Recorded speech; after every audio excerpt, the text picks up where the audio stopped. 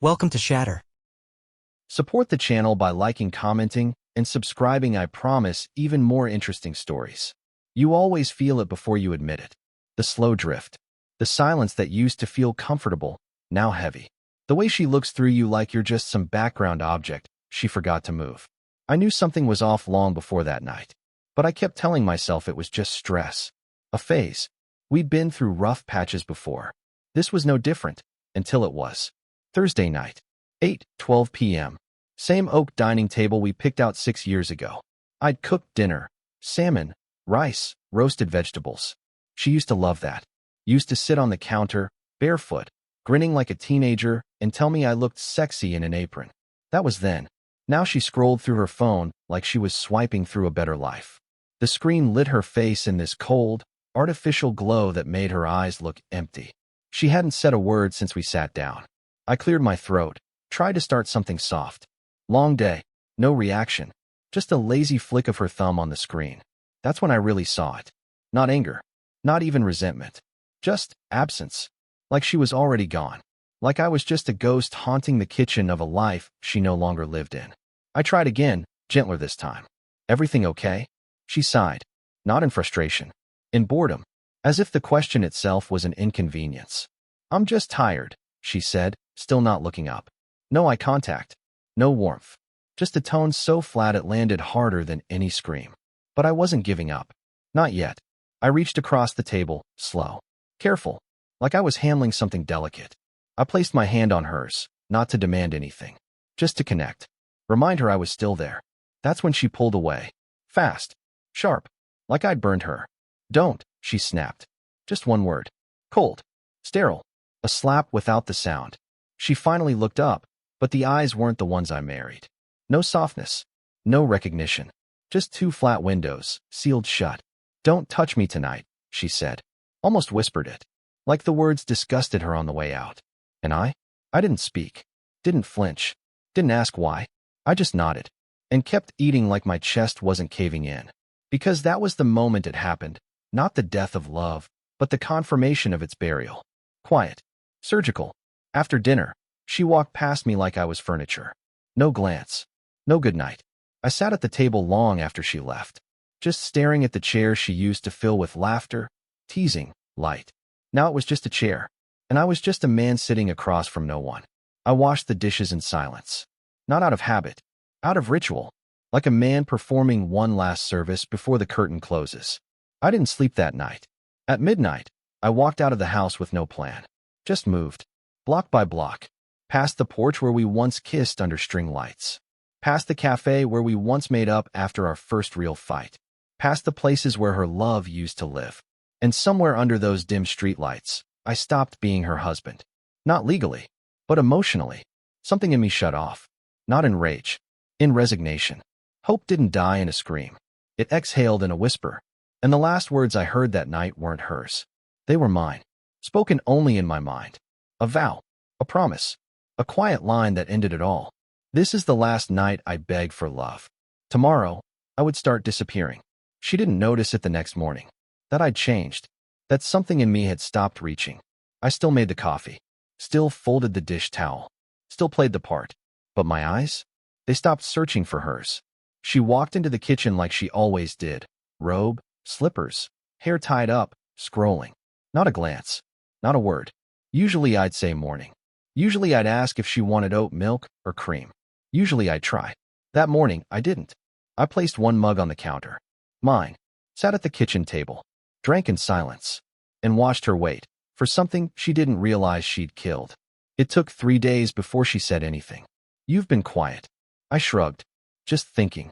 She blinked like that answer wasn't enough. Like she'd forgotten that I used to explain myself. I didn't offer more. That night, I came home late. Gym bag over my shoulder, shirt damp with sweat. I'd gone for a long run, longer than necessary. It wasn't about fitness. It was about space. She was already on the couch, some drama paused mid-scene, glass of wine half full. She'd changed into one of those silky robes she used to wear when she wanted to get my attention. Hair curled. Lipstick on. You're late, she said. I dropped my keys on the counter. Didn't know we were on a schedule. She blinked. I walked to the fridge. Grabbed water. Took a sip. Calm. Flat. She watched me like she was waiting for something. An argument, a question, even a compliment. I gave her nothing. You okay? Better than I've been in a long time. I said it slowly, not to hurt, just to state a fact. Then I went upstairs, closed the door, and left her sitting there with her paused show, her untouched wine, and that robe she thought still had power. It was working, not as revenge, not as punishment, as recalibration. I wasn't hers anymore, and she didn't know how to process that. The next day, she tried to reset the script. She texted me during lunch, something she hadn't done in months. Hope your day's going well. I saw it. Didn't reply, not out of spite. Just didn't feel the need. She sent another 2 hours later. Dinner tonight? I'll cook. I replied. Sure. That was it. No emoji. No warmth. Just agreement. When I got home, the table was set. Candles lit. Her phone was nowhere in sight. The smell of pasta filled the room. She smiled when I walked in. Too wide, too practiced. I sat down. Ate. Said thank you. Didn't compliment the food. Didn't reach for her hand when she tried to brush mine. She flinched. Not visibly, but I saw it. A half-second of confusion behind her eyes. Like a queen who suddenly realized her crown didn't command loyalty anymore. And in that flicker, I saw everything I needed to know. She hadn't just drifted. She'd banked on the belief I wouldn't. She built her distance like a fortress. But now I was the one pulling away, and doing it without noise. The next morning, she asked if I wanted coffee. No thanks, I said. I'm good. Then I left. Early. Sat in my car outside work for 20 minutes, just breathing. Not out of sadness. Out of control. Because control, in silence, is louder than any rage. I started going out more. Evenings at the gym. Weekend drives alone. A concert one night, just because I could. She noticed. Of course she did. You've been busy lately. I nodded. Yeah. With who? Just people. That word hit her harder than any accusation. Because I used to explain. Used to reassure. Now I just existed. Without her permission. Without her script. She was unraveling. But I wasn't going to stop her fall. She'd built this cliff herself. And now, for the first time, she was standing at the edge. Alone. It started with small moves. Quiet, clean. The kind of moves she wouldn't notice right away. I canceled a few subscriptions. Ones she thought were automatic, invisible. A yoga app. A streaming platform she only used alone. A clothing box she hadn't even realized I was paying for. Nothing dramatic. Just subtractions. Next, I opened a separate checking account. Routed part of my paycheck into it. Changed passwords. Disabled shared auto logins. I wasn't hiding. I was detaching. She still thought we were drifting. I knew we were dismantling. The shift was subtle. I became more precise. Less available. My routines changed. I started hitting the gym at 6 a.m. left before she woke up. Ate breakfast alone. Kept the car warmed. The music low, the noise inside me contained. She began noticing things, but she didn't know how to name them. One night, she stood in the kitchen holding her phone like a broken remote. Netflix is not working. I glanced up. Probably expired. She waited. For me to fix it. To log in. To rescue the evening. I didn't move. Later, I heard her on the phone with a friend. Her voice was a little too bright, a little too high. Yeah, he's been. I don't know, just different. Like he's around, but not. She wasn't wrong. I had become a presence without weight. A man who no longer interrupted her illusion of freedom, but had quietly taken the structure with him. The next morning, she cooked breakfast. Pancakes. Bacon. Tried to laugh at something I didn't say. I thanked her. Ate. Washed my plate. Didn't touch her. Didn't linger. Later that week, I watched her fold my laundry. Slowly. Deliberately. Checking the pockets. Lifting each shirt like it might tell her a story. I let her. Because when someone starts investigating what used to be mundane, it means the silence is finally speaking louder than words ever could. She sent another text that night. Miss you. Just 2 words. The kind she used to hold back like currency. I replied with 3. Hope you're good. She didn't text again that night. The next morning, she dressed up. Hair done. Lipstick she hadn't worn in months. Said she had errands, a meeting, something vague. I nodded. She stood at the door a beat too long, waiting for a question. A compliment. A reaction. I sipped my coffee. She left in silence. I waited 10 minutes. Then got in my car. Drove to the lake. Sat by the water. Watched the cold ripple across the surface like a mirror cracking in slow motion. I wasn't mourning her. I wasn't escaping. I was watching my own reflection return. There's a kind of power that comes not from control, but from non-need. When your peace doesn't require permission. When you stop asking to be seen. She used to treat love like leverage. Now she was starting to learn what it felt like when that rope quietly slips out of your hand. That night, she tried again. Dinner. Soft music. She even poured wine. 2 glasses. We sat in the same seats. Same table. Same plates. Only now, I wasn't the same man. She smiled like it was 2017. I nodded like it was 2025. She reached across the table, fingers light, brushing mine. I pulled back like it was instinct. Like it didn't even register as rejection. Her hand hung in the air a second too long. Then dropped. She looked down. Stirred her wine. Didn't speak again. After dinner, I washed the dishes. She went upstairs first. No words. No good night. That silence? It didn't hurt anymore. It felt earned. Because sometimes, you don't need a door to slam. You just need the echo of one that never opened when you knocked. I didn't expect her to break so soon. But cracks always form where pressure hides the longest. It was a Wednesday night. Cold. Rain tapping the windows. I came home later than usual on purpose. Took the long way back from the gym, stopped for a coffee I didn't need. Just to stretch the silence. When I walked in, she was waiting in the living room. Candle burning. Music low. That robe again. The same wine glasses from last week, this time already filled. Can we talk? She asked. Her voice was softer now. No edge. No detachment. Just unease. A nervous sort of hope that maybe things hadn't changed as much as they had. I nodded. Sat across from her. No smile. She talked. About how things felt off. About how work was stressful.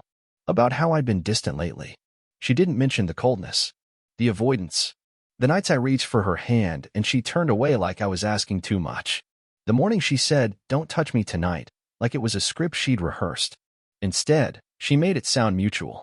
Like this drift just happened. Like we both forgot how to swim. I listened. Not because I cared to fix it. Because I wanted her to hear the sound of my silence. See the calm in my stillness. She finally paused. Say something. I looked at her and said only one thing. I'm here, aren't I? She blinked. Like that answer rattled her more than any confession would have. Then I stood. Took my glass of wine. Walked to the kitchen. Poured it down the sink. That was the first time I saw fear behind her eyes. Not panic. Not desperation. But fear. The kind that creeps in when you realize the story you thought you were writing is already being torn up by the other character. The next few days felt like a slow rehearsal for goodbye. She started texting again, every morning. Hope your day's good. Let's try to talk tonight. Miss you. I responded, always briefly. Polite. Controlled. Never unkind. But never hers. She cooked more. Played our old playlists. Wore perfume I hadn't smelled in over a year. She was chasing ghosts. One night I came home and the bedroom was clean top to bottom. New sheets. Candles. She sat on the edge of the bed, knees tucked under her, like she was trying to shrink into someone I used to want. I didn't sit. Didn't join her. Just walked to the bathroom, brushed my teeth, came out and grabbed a book. She watched me the whole time like I was a stranger in her house. That weekend, she asked if I wanted to go out. Try that restaurant we kept postponing. I said no. She pushed. Lightly. Come on. Just for a change. We used to like. I'm not in the mood, I said. No sharpness. Just fact. She looked down. Then got up. Went into the kitchen. Slammed a drawer. That was the first noise she'd made in weeks. A couple of days later, I came home late again. She was curled up on the couch in the dark. No music. No wine. No makeup. Just her. Small. Silent. She asked me if I was seeing someone. I said no. She nodded. Bit her lip. Are you planning to? I didn't answer. Because sometimes silence is the only honesty that matters. That night, I lay in bed with my back to her, just like always. Only this time, I wasn't waiting for her to shift closer. Wasn't hoping for some gesture. I just stared at the wall and realized. She wasn't the villain, but she wasn't the home I used to know either. And I wasn't the man waiting to be forgiven anymore. Something deeper had changed. And tomorrow, it would change more. I started fading the next morning. Not emotionally. I'd already left there. No, this was physical. I left the house early, earlier than necessary. Took nothing unusual. Just the gym bag, my phone, a quiet decision in my back pocket. She was still asleep when I closed the door behind me. No note. No noise. Just absence. I worked out longer than usual. Took my time showering. Got coffee alone. Sat outside the cafe we used to love and watched strangers pass by like I wasn't part of their world anymore. And maybe that's what I needed, to not belong, even for a while. I didn't go home after work. Drove around instead. Block after block. No destination. Just momentum. Eventually, I ended up parked outside a 24-hour diner. I didn't go in. Just stared at the glow of neon on wet asphalt. Let the quiet sink in. At 11:17 p.m., I turned off my phone. It buzzed 3 times before I did. Her name. Then just numbers. Then nothing. I slept in the car that night. Not out of spite. Not to prove anything. Just to feel what it was like to sleep without tension in the walls. The next day, I checked into a cheap motel. 1 room. 1 bed. No history. The guy at the desk didn't ask questions. I like that. I bought a burner phone. Left the old one powered off in the glove box. Walked to the gas station, grabbed water, a sandwich, some gum I didn't want. I was floating. Detached. But not lost. That night, I stared at the ceiling, breathing steady. No snoring from the other side of the bed. No weight on my chest. No back turned to me like a wall. Just space. Just stillness. She called again. I didn't answer. The next day, she sent messages, 5, then 8, then 1 long block of text that started with, "I'm worried," and ended with, "I didn't mean it like that."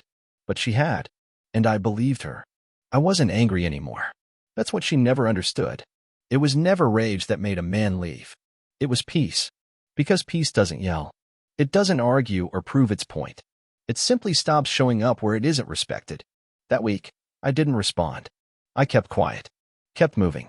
Ate alone. Slept better. Thought clearer. I revisited every moment she pulled away, every time she dismissed, rolled her eyes, said, "You're too sensitive," when all I wanted was to be seen. I remembered the birthdays she forgot. The anniversary dinner she skipped for drinks with coworkers. The night I asked if we were okay, and she shrugged like the question didn't deserve a real answer. It had been ending for a long time. I'd just been the only one trying to keep the curtain from falling. On day 4, she called my friend Eric. He called me a few hours later. "She's been asking around," he said. Showed up at my place. I didn't say anything. She looked rough, he added after a pause. Didn't know where else to go? I didn't tell her. I nodded, even though he couldn't see it. "Appreciate it," I said. "You good. Better than I've been in years." And I meant it. Because distance isn't always abandonment. Sometimes it's survival. That night, I slept on Eric's old couch in his garage studio. No heat, no comfort, but no memories either. I closed my eyes and thought of one sentence. She said, "Don't touch me tonight." Not with anger. Just as a marker. A turning point. A timestamp. Because every ending has one. And that was mine. People noticed before she was ready for them to. It started in the background, small things. She showed up to brunch without a ring. Told a friend I was working a lot. Smiled too quickly when they asked if we were okay. Laughed too loud when someone made a joke about relationships needing space. But masks slip, and silence doesn't stay invisible forever. Eric told me about a dinner party she went to when we used to attend as a couple. She brought a bottle of wine and a version of herself that tried too hard. Laughed at all the wrong things. Talked too much. Talked about me too little. Someone finally asked. A mutual friend. The kind of person who remembers birthdays and notices absences. "Where's Jake?" She blinked. Then said something about us taking time. That's when it started unraveling. Because when you lie about still being loved, it shows in the pauses. I wasn't there to see it. Didn't need to be. Eric told me later how the room shifted. How one of the women leaned in and said softly, "You really thought no one would notice?" Not judgment. Not drama. Just observation. She didn't respond. Just looked down at her plate like it held an answer. After that, I blocked her number completely. Not out of cruelty. Out of preservation. She sent a message through Eric. Just 5 words. "Please tell him I'm sorry." I didn't reply. Because sorry isn't a bridge, it's a mirror. And by the time she looked into it, I was already gone. I moved out of state 2 weeks later. No fanfare. No announcement. Just a clean break. I rented a small apartment above a garage. Quiet neighborhood. A grocery store across the street. A gym 2 blocks down. Nobody there knew me. I wasn't her husband. I was just Jake, the new guy who kept to himself. At work, I said little. Did more. Showed up early. stayed focused. People called me reliable, calm, the guy who didn't get rattled. It used to be the opposite. Back then, I was the fixer, the apologizer, the man who turned himself into a patch for every leak in a woman who didn't want to stop sinking. Now, I didn't fix anything that didn't belong to me. And as for her, she started reaching out through others. A cousin I barely talked to messaged me on social. Hey, she's been asking about you. I blocked him too, because some bridges burn quietly. No smoke, no flames, just the sound of your own footsteps walking the other direction. I saw a photo of her once. Someone tagged her. She looked thinner, tired. That curated smile women wear when they're trying to prove something to people who stopped watching. I didn't feel triumphant, didn't feel pity, just distance. The kind that doesn't ache, the kind that breathes. Because once a man learns how to breathe without you, you no longer control the air. And she didn't know how to operate in a world where she wasn't at the center of someone else's gravity. Her collapse wasn't loud. It was gradual. The people around her stopped asking, stopped texting, stopped believing the curated captions under carefully filtered photos. You can't pretend forever. And eventually, the silence she used to weaponize started closing in on her from all sides. She lost control, not through scandal, but through subtraction. And I watched it all. From a distance she could no longer cross. She started reaching out more. Not directly, not anymore. I'd sealed those exits. But the attempts became obvious. I'd hear from old coworkers I hadn't spoken to in years. A LinkedIn request from her sister. Comments on a photo I barely posted. She was circling, hoping for some thread to pull me back. But I wasn't in orbit anymore. Back home, her version of home, things got quieter. Eric said people stopped inviting her out. That she sat alone at mutual gatherings, drinking slowly, glancing at doorways like I might walk through them again. But I wouldn't. Because some silences are final. I heard she started therapy, then stopped, then started again. That she told her therapist I ghosted her. As if disappearing was random. As if it hadn't come after months of her turning away, night after night, while I tried to hold us together. Funny how absence becomes betrayal only when the person who left was the last one holding on. Meanwhile, I was adjusting to stillness. I woke up at 6 a.m., made my own breakfast, read in silence. My body felt different, tighter, leaner, more controlled. My head was quiet. There were no arguments waiting at the end of the day. No eggshells underfoot. At work, I was promoted. Quietly. No celebration. Just recognition. I said thank you. Got back to work. I didn't post about it. Didn't tell anyone back there. Because when you stop living for someone else's validation, you start breathing in your own truth. She sent one last message through Eric. It was simple. 4 words. Please let me explain. I said nothing. Eric didn't push. Instead, he told me something that stuck. She never thought you'd actually leave. And that was the truth buried under every moment of her indifference. She thought love was a given. That loyalty had no limit. That I'd stay, no matter how cold she became. But even shadows disappear when the sun comes up. I saw her once, by accident. Nearly a year later, I was walking through a bookstore downtown. She stepped out of the cafe next door, holding a coffee. She looked thinner, paler, but it was her. She saw me first, froze, then took a hesitant step forward. I stopped, just watched. Her face flickered, relief, regret, desperation. A smile trying to be casual but breaking at the edges. I didn't move. She opened her mouth, probably to say something she rehearsed 100 times in her head. I turned, walked away. Not fast, not cruel, just done. Because some people only realize what they had when your silence becomes louder than all their noise combined. And I'd become a man who didn't owe her a single word. Not anymore. The thing about walking away is this. People assume you're waiting to be chased. She did. That much was clear. When I didn't reply, didn't look back, didn't even blink when we crossed paths, it rattled her. Eric told me she showed up at his place again. No warning. Hair pulled back, eyes red, standing on his porch like a lost note that had blown back after the storm. She asked if you were seeing someone, he said. I told her it wasn't my business. I appreciated that. Not because I had something to hide, because there was nothing left to discuss. A few days later, she left a note at my old place. The handwriting was familiar. Too careful. Like she thought that neat lines could replace broken years. Eric found it. Handed it to me. I didn't open it. I burned it in his fireplace without reading a word. Not out of spite. Out of clarity. I'd already had the conversation I needed to have with myself. That night, a year ago, when I stood in the doorway watching her sleep like nothing had fractured between us. That was the night I closed the chapter. Quietly. Permanently. So when she finally found where I lived, I wasn't surprised. She showed up in the rain. Coat soaked. Eyes wide. Staring up at the window like something inside might still belong to her. I didn't answer the door. Didn't look through the blinds. Just turned off the light. She stayed for 15 minutes. Maybe 20. Then she left. That was the last time I saw her in person. But she wasn't done trying. A few weeks later, I got a message through a mutual friend. She wanted to talk one last time. Closure. Just closure. But closure isn't something you get from another person. It's something you give to yourself. And I'd done that a long time ago. She didn't want closure. She wanted permission to stop feeling guilty. And I wasn't going to offer that. Because this wasn't about punishing her. It was about preserving me. She'd spent years slowly retreating behind a wall of coldness, apathy, and casual rejection. And I had spent just as many trying to knock on that wall with warm hands. Until one day I stopped knocking. And started walking. Now, every attempt she made to reconnect only echoed how far she had let me go. She never expected me to become untouchable. But I had. Not by disappearing into rage. By becoming something she could no longer reach, even when I was in the same city. A man no longer waiting. A man no longer asking. A man who rebuilt his life in the shadow of the silence she left behind. And when she whispered, "Don't touch me tonight," she didn't realize she was saying goodbye to a version of me she'd never see again. I didn't see her fall apart. That part happened offstage. Away from me. Just whispers from people who hadn't realized yet I wasn't collecting updates anymore. They said she stopped showing up to things. That her voice got thinner in conversations. That her laugh started sounding like something rehearsed.